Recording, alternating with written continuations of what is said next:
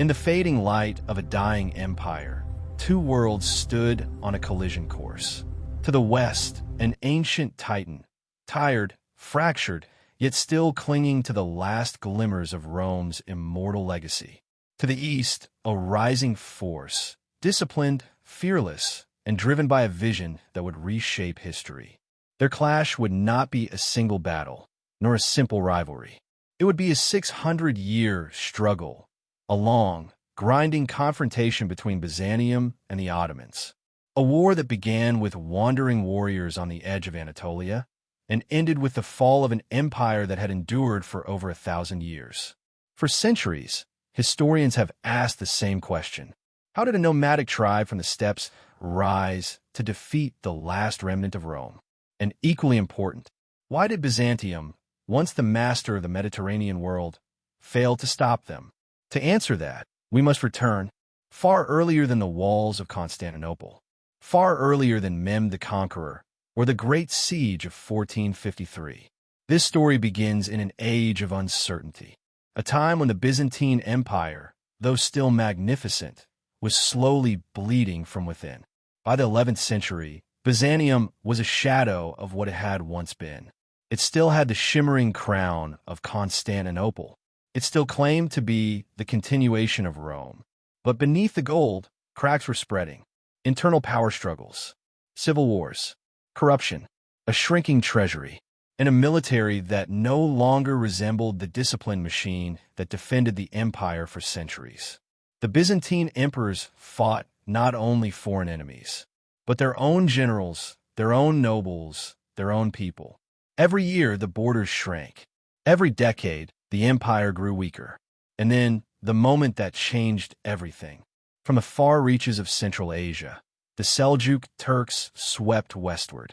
Mobile, relentless, expert horse archers carrying a new force into Anatolia. When they crushed the Byzantines at Manzikert in 1071, the empire lost more than land. It lost its defensive heartland, its food supply, its tax revenue, its manpower, and its aura of invincibility. Anatolia, the breadbasket of the empire, was slipping away. In this chaos, small Turkish principalities began carving out territory. Among them, a tiny, insignificant beylik located near the Byzantine border, the Ottoman Beylik. No one at the time imagined that this small frontier clan would one day bring down Constantinople. No one could guess that they would become one of the world's longest-lasting empires. But while Byzantium decayed, the Ottomans evolved. The early Ottomans lived on the harsh edge of two civilizations, the dying Byzantine West and the increasingly Turkish East. This frontier zone shaped them completely. Here, warriors were not just soldiers. They were raiders, diplomats, survivors, and opportunists. They learned to strike fast, negotiate smartly, and adapt constantly. And at the center of it all was Osman Bey, a leader with little land, little wealth, and few allies. But he possessed something Byzantium no longer had: momentum, unity, and a relentless belief in expansion. Osman and his followers began pushing into Byzantine towns and fortresses, testing their defenses, exploiting every weakness, taking territory village by village. The Byzantines did resist.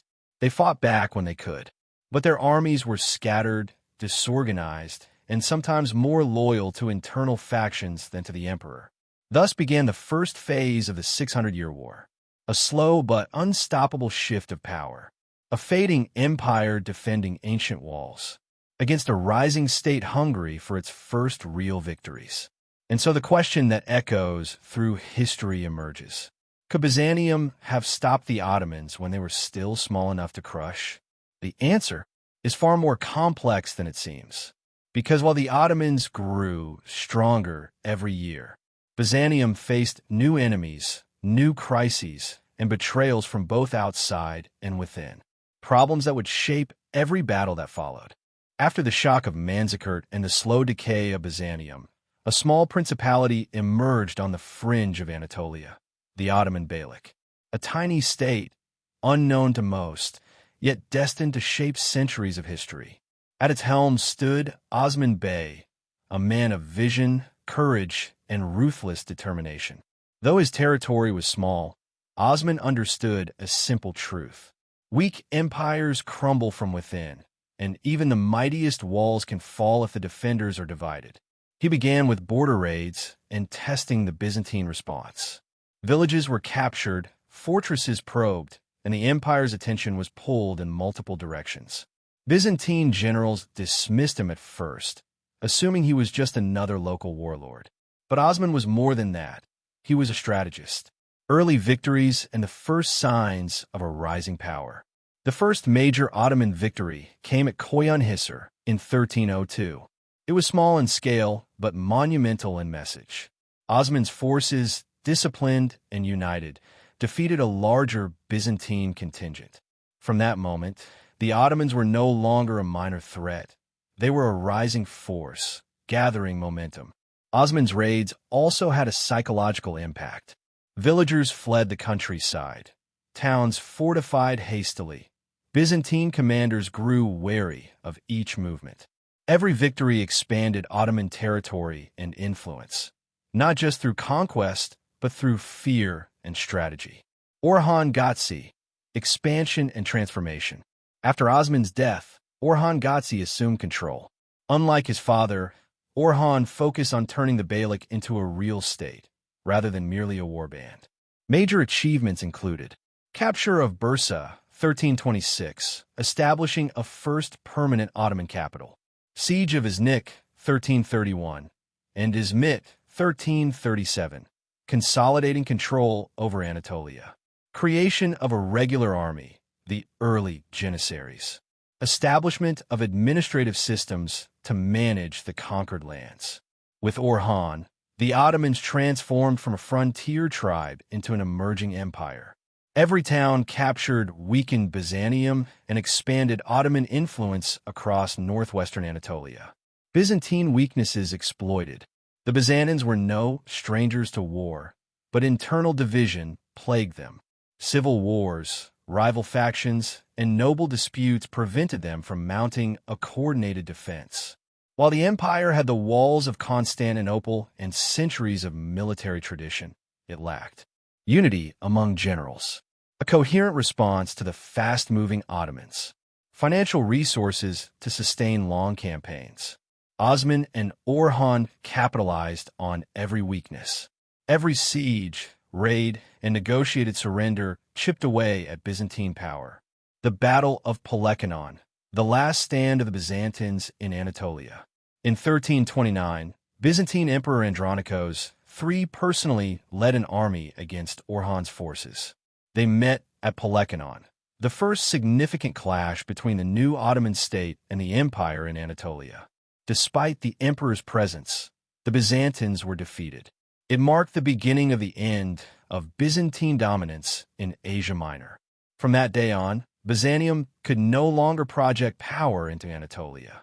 Its territories would slowly shrink, leaving Constantinople isolated, an island in an Ottoman sea. The psychology of a rising empire. Beyond Batlis, the Ottomans excelled in strategy, diplomacy, and morale.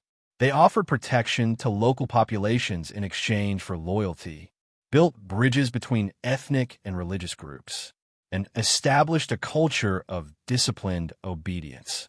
Meanwhile, Byzantium faltered, its army fragmented, its treasury depleted, its political system paralyzed by factionalism.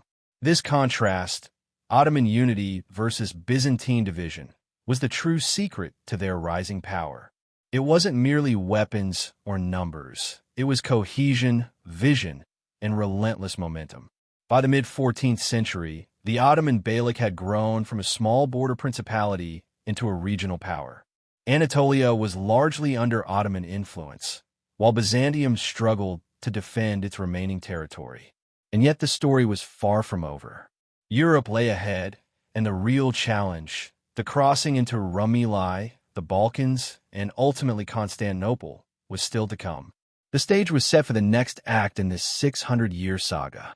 The expansion into Europe, the decisive battles, and the slow encirclement of the Byzantine Empire.